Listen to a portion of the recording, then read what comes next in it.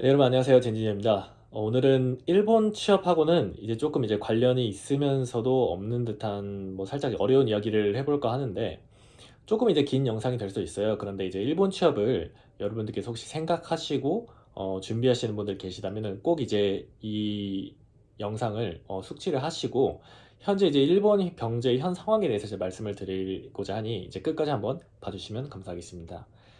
요즘 뭐 뉴스나 여러 이제 미디어 매체, 뭐 유튜브 같은 그런 걸 통해서 한국이 일본의 이제 경제력을 앞서고 있다, 뛰어넘고 있다, 이런 말을 되게 귓전으로 좀 들어본 적이 있으실 거예요.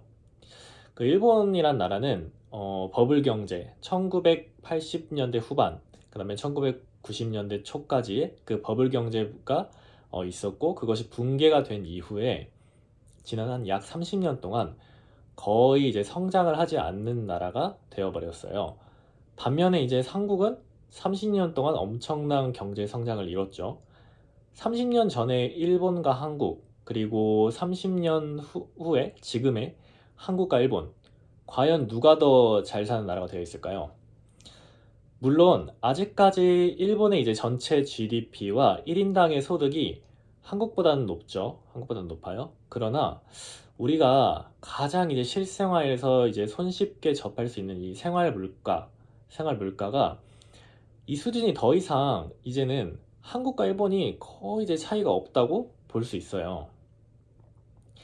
제가 이제 처음에 일본에 왔을 때가 2010년이었는데 2010년에 그때 당시에 한국의 최저임금이 한 4,100원 정도였던 걸로 기억을 해요. 제가 이제 고등학생 때 편의점 알바를 했었는데 그때가 2008년, 2009년이었거든요. 그때 당시에 최저임금이 약 3,800, 한 50원? 3,800원? 그 정도였으니까 2010년에는 4,100원 정도? 그 정도였죠. 근데 이제 그때 당시에 일본의 최저임금은 한 800엔 정도? 한국 돈으로 하면 8,000원 이상이죠. 그 당시 환율을 생각을 해보면은 한 9,000원 이상 되는. 뭐 도쿄 도심의 이자카야나 아니면 조금 이제 일이 힘든 곳은 한 1,000엔까지도, 시간당 1,000엔까지도 받았던 걸로 기억을 해요.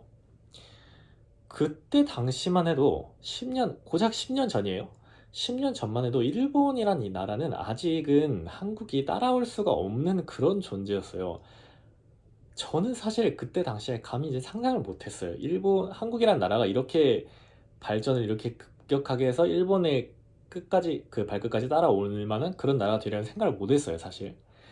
그리고 또한 일본이 이렇게라도 경제 성장을 못할 줄은 뭐 사실은 잘 못했어요. 그런데 이제 10년이 지나고 난 지금은 이제는 일본이 한국을 따라가야 되나? 라는 그런 생각이 들 정도예요. 그러니까 물론 일본도 10년 전하고 비교를 해서 물가나 최저임금이 조금 오르긴 했어요. 그런데 여기서 이제 함정이 있는데 이 일본인의 전 국민의 평균 수입이라는 게 있죠. 평균 수입이라는 게 있는데 그게 버블 경제가 한창일 때인 30년 전에 비교를 해서 오히려 더 낮아졌어요. 그러니까 즉 10년 전에 비교를 해서 오른 물가와 오른 임금이 30년 전에 버블 때보다 더 낮다는 얘기예요. 이게 여러분 상상이 가시나요? 물가나 최저임금이 조금 올랐는데 일본 전 국민의 평균 수입은 내려갔어요. 이게 무슨 의미일까요? 이게 10년 전하고 비교를 해서 생활이 더 빈곤해졌다는 얘기죠. 예를 들면은 여러분이 똑같은 급여를 받고 아니면 예를 들면은 전보다 조금 더 낮은 급여를 받았는데 물가는 더 올라가 버렸어. 그러면은 여러분이 살 수 있는 가처분 소득이 줄어드는 얘기죠. 여러분이 이제 어떤 물건을 사는데 예를 들면 옛날엔 100원에 살 수 있었는데 그게 150원이 되었는데 여러분의 급여는 똑같이 물가는 1.5배 올랐는데 여러분의 급여는 똑같다. 그러면은 여러분은 그 물건에 대해서 소비를 할 수 있는 그 능력이 적어지는 거죠. 그러니까 우리는 이제 시간이 지나면은 한국이나 뭐 다른 나라들도 그렇지만은 경제가 이제 성장을 하고 가계의 소득이 늘고 풍족해지는 게 어떻게 보면은 당연한 일 같잖아요.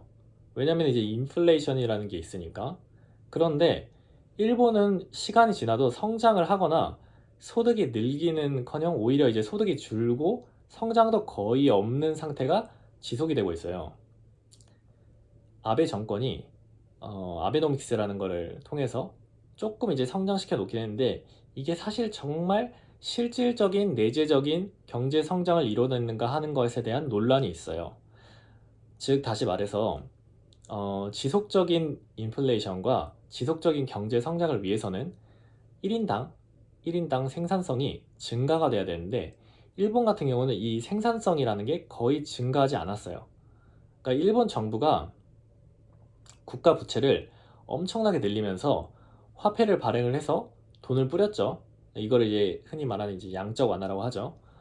그런데 이 돈을 뿌리는 이 주체가 기업이나 어떤 뭐 국가 그런 프로젝트를 인한 그런 기업의 그 투자를 촉진시키는 그 내용이 아니라 단순하게 복지성으로 현금을 뿌리는 그런 현금 환원이 되어버렸어요. 그러니까 즉 개인에게 일회성 복지 혜택으로 예를 들면 돈을 뿌린다던가 아니면은 국민연금 있죠. 국민연금에 지원을 한다던가 또한 뭐 생활보호자 뭐 수입이 없는 그런 생활보호자들한테 지급을 한다던가 그러니까 이런 거는 사실 실질적으로 경제 성장에 거의 도움이 안 돼요.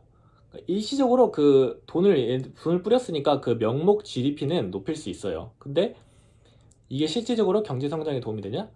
아니란 거죠. 또 이제 그 양적 완화를 통해서 엔화의 그 가치를 계속 낮춰왔죠. 엔화의 가치가 낮아지면은 이 수출하는 기업, 뭐 자동차를 수출한다거나 반도체를 수출한다거나 수출하는 기업은 수출은 잘 돼요. 왜냐 이제 상대적으로 가격이 낮아지니까 그 상대적으로 그 가격에 대한 메리트가 있으니까 소비자들이 구입을 하게 되니까 수출이 잘 돼서 이제 그 기업의 이익이 늘어나죠. 근데 이거는 사실 이 제사를 깎아먹는 행위일 수가 있어요. 이 엔화의 가치가 낮아져 버리면 그 원화 그 통화의 가치가 낮아져 버리면은 일본인의 입장에서는 똑같은 돈을 벌어도 이 돈의 가치가 하락해 버리는 거예요. 그러니까 예를 들면은 일본인이 여러분이 만약 일본인이에요? 아니면은 뭐 한국에 예를 들 수도 있어요. 일본인이라서 예를 들면은 여러분이 일본에서 생활을 하면서 돈을 벌면서 예를 들면 연 한 400만 원씩 벌어서 그걸 조금씩 모아서 여러분은 집을 샀어요. 집을 샀어요. 집을 뭐 30년 대출을 받아서 집을 샀어요. 근데 여러분이 30년 받아 대출을 샀는데 이 집이 예를 들면 3천만 원짜리 집이다. 한국 돈으로 한 3억 원 하는 집이다. 이 3억 원 하는 집이 엔화가 가치가 낮아져 버리는 이 3억 원이 예를 들면은 몇 년 뒤에는 2억 8천만 원, 2억 7천만 원, 2억 6천만 원 이런 식으로 낮아져 버리는 거예요. 그러니까 이게 통화는 상대적인 거니까 상대적으로 가치가 낮아져 버리니까 그 여러분이 갖고 있는 자산의 가격이 계속 하락해 버리는 거예요. 주식도 마찬가지죠. 국내 주식도 마찬가지죠. 똑같은 돈을 주고 샀는데 엔화의 가치가 낮아져 버리는 그 가격이 하락해 버리죠. 그렇게 10년이라는 세월을 돈을 엄청 풀면서 일본 정부가 지원을 했어도 실질적으로 경제 성장이라는 게 그렇게 푼 돈에 비해서 한 10분의 1도 저는 성장하지 못했다고 봐요. 그러면은 여기서 의문이 드는 게 아니 그럼 미국도 똑같이 돈 풀고 뭐 다른 나라도 똑같이 돈 푸는데 유럽도 똑같이 돈 푸는데 왜 일본만 이렇게 경제 성장을 못하게 됐을까?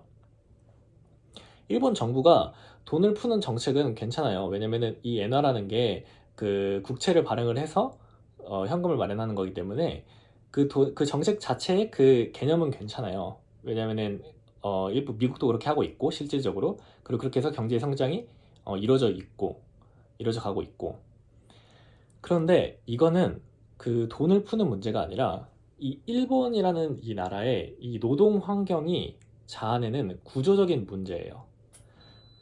일본 같은 경우는 이 노동 경직성이라고 들어본 적이 있을 수도 있는데 그 노동 경직성이라는 그 한 번 이제 직장으로 들어가서 예를 들면 여러분 취업을 해서 이 사람이 정년 퇴임을 할 때까지 계속 이 한 직장에 머물러 있는 거예요. 그러니까 한 직장에 계속 머물러 있으면은 어느 누구든 사람이 이렇게 안주를 해버린다고 하나? 안주를 해버리고 성장을 하질 않잖아요. 이게 그 인간의 본능일 수도 있는데 물론 이제 이 사람이 자 그럼 너 그 본인이 성장을 안 하고 계속 이제 똑같은 월급으로 있으면은 상관이 없죠. 그런데 일본은 이제 연공 서열이라는 게 있기 때문에 그 나이가 차면은 조금씩 급여도 올라가는 그 시스템이 있어요. 이게 뭐 인플레이션이라는 그 수준에 맞춰서 옛날에는, 왜냐면은 월급이 계속 똑같으면은 그 인플레이션에 따라서 물가는 올라가는데 월급이 똑같아 버리면은 상대적으로는 아까 제가 얘기했듯이 그 실질적인 이제 소득, 가처분 소득이 줄어들게 되니까 그 인플레이션의 그 물가에 맞춰서 조금씩 이렇게 돈을 올려간 그런 거는 괜찮은데, 실질적으로 이제 일본은 디플레이션 상태에서 급여도 올라가 버리면은, 아니 경제는 성장을 안 하는데 돈만 올라가고 이 사람의 급여만 올라가고, 그런데 이 사람은 생산성이 하나도 안 늘어나고, 이 사람이 생산하는 그 가치가 예를 들면 1이라고 치면은 이 사람이 처음엔 1에 이 가치 1에 대해서 0.5라는 돈을 지급을 하다가, 그러면 0.5가 남죠. 0.5는 기업에 대해서 이익으로 돌아오는 거예요. 0.5가 남는데 이 사람의 나이가 차고 10년, 20년 지나가서 이 사람한테 주는 돈이 0.5, 0.7, 0.8, 1, 1을 넘어서 이제 1.2, 1.5 이렇게 돼버리는 거예요. 그러면은 기업의 입장에서는 이게 마이너스죠. 마이너스가 발생해버리는 그런 상황이 발생해버리는 거예요. 그러니까 이 사람은 생산성이 하나도 증대되지 않았는데 돈만 그냥 많이 주는 그런 사람이 되어버리는 거예요. 결국은 또 일본 기업은 이렇게 돼도, 이런 상황이 와도 이 사람들을 잘 해고를 못해요. 이게 노동법상도 그렇고 또 분위기상 그 일본 기업이라는 게 이 해고를 해버리면은 뭐 그런 언론의 그런 매체에 그 타격도 받고, 또 이제 해고를 당하는 기업이다라는 것이 일본 사람들에게 알려지면은 사람들이 또 그 기업에 잘 안 가려고 하는 일본 사람들의 그런 심리, 그런 것도 있기 때문에 또 잘 해고를 못해요. 그렇기 때문에 이게 일본 노동 시장에 구조적인 그런 문제가 되어버리고, 또 이제 결국 이제 생산성이 증가를 하지 못하게 되는 그런 원인이 되어버린 거예요.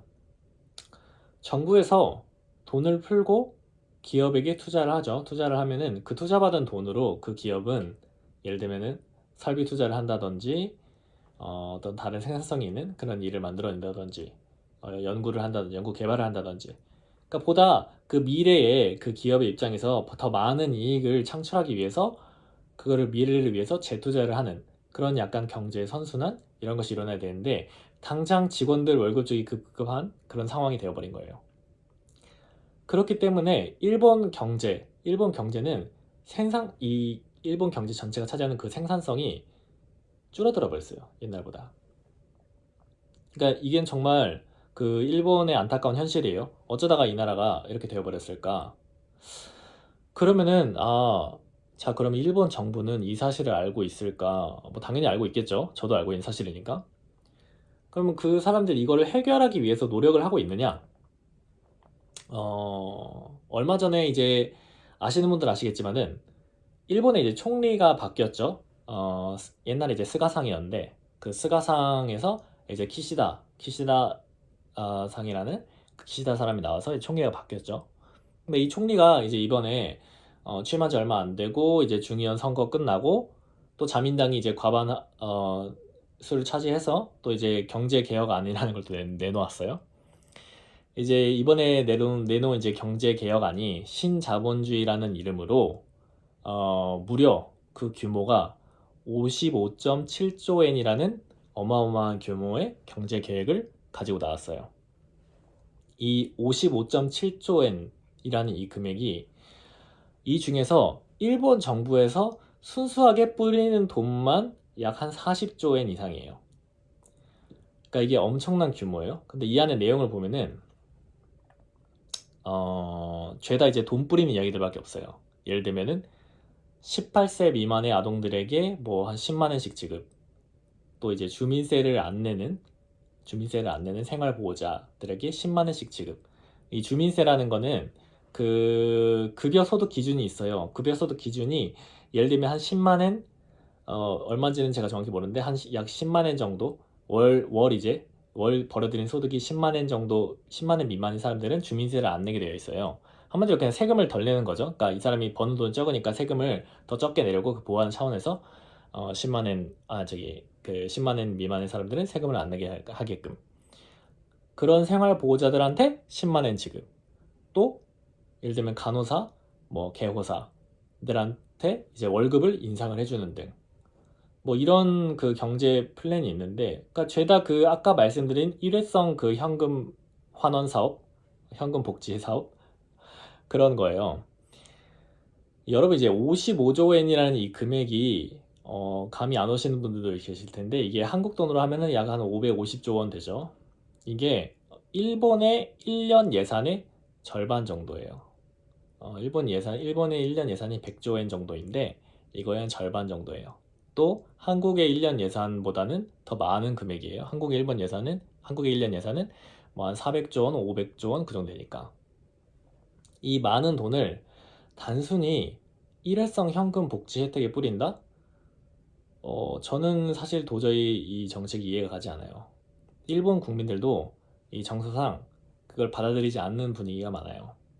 이 사람은 도대체 무슨 생각으로 이 경제 정책을 내었을까? 애초에 사실 이 키시다라는 이 사람이 총리가 된 것도 말이 많았죠. 왜냐면은 일반 국민들의 지지율은 코노 타우로라는 그 옛날 외무상 그 사람이 좀 지지율이 높았어요. 그렇기 때문에 이 사람이 총리가 된 게 사실 뒤에 아베 전 총리가 이제 배우로 있다고 라는 그런 말도 있어요.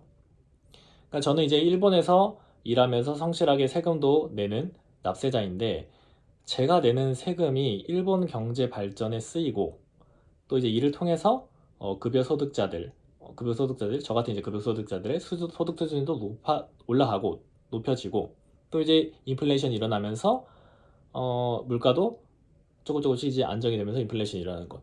그런 식으로 이제 경제가 이제 선순환이 되는 곳에 쓰이는 것은 저는 대찬성인데, 세금도 내는 것에 뭐 큰 불만은 없는데, 근데 내가 이제 열심히 벌어서 낸 세금을 주미세도 안 되는 사람에게 돈을 그냥 뿌린다?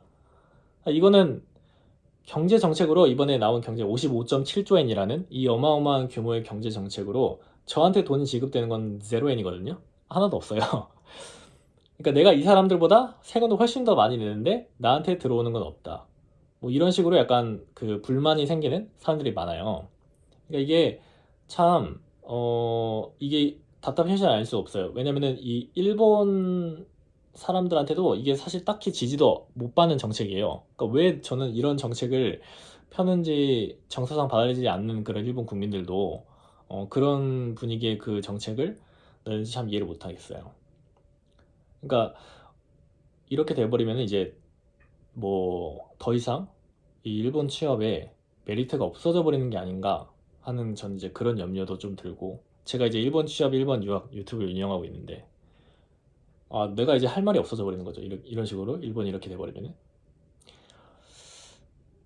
뭐 오늘은 제가 여기까지는 동영상을 할 건데, 이 영상을 만든 것의 취지는 뭐냐면은 우리는 이제 이런 현실을 알았잖아요. 이런 현실을 알고 어떻게 하면은 이 현실 속에서도 그래도 우리가 잘 살아남는 법을 좀 이제 스스로 좀 생각을 해보는 그런 시간을 한번 갖기 위해서 이 영상을 만들었습니다. 네, 이 영상이 도움이 되셨다면은 구독과 좋아요 꼭 눌러주시고, 또 일본 유학, 또 일본 취업에 대해서 또 질문 있으신 분들, 또 이런 일본의 현 경제 상황, 또 일본의 이런 약간 정치적인 그런 문제들에 대해서 질문이 있으신 분들은 댓글로 남겨주세요. 네, 이상 젠진이었습니다. 감사합니다. 또 봐요. 짠해.